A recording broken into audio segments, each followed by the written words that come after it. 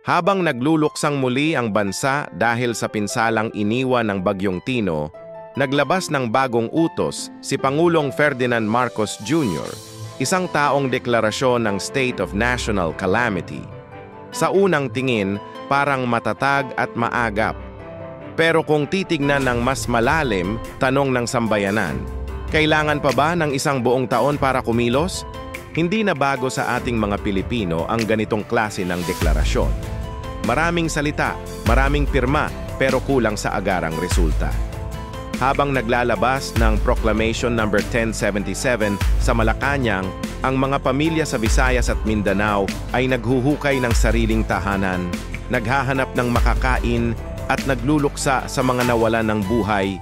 188 katao ang nasawi, pero tila hanggang dokumento lang ang malasakit ng gobyerno.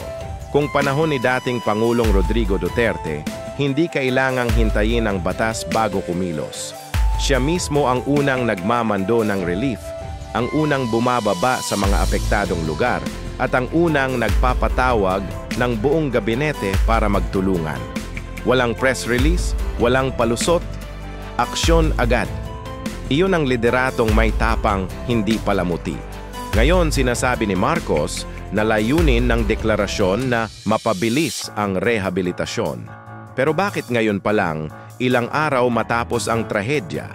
Kung totoo ang sinasabing whole-of-government approach, bakit kailangan pa ng pahintulot para gumalaw? Ang tunay na malasakit ay hindi nakasulat sa proklamasyon. Nakikita ito sa bilis ng tugon at sa pusong marunong umaksyon kahit walang kamera. Hindi sapat ang pagdeklara ng isang taong kalamidad. Ang kailangan ng mga Pilipino ay isang leader na marunong manguna kahit walang script. Hindi yung leader na naghihintay ng briefing bago magpasya. Dahil habang abala sa pag-aanunsyo ang gobyerno, ang mga Pilipino ay abala sa pagbubuhat ng sariling bayan. Sa huli, dapat nating tandaan, ang bagyo ay dumarating at umaalis, pero ang kapabayaan at kabagalan ng mga namumuno, iyan ang tunay na dilubyong dapat nating bantayan.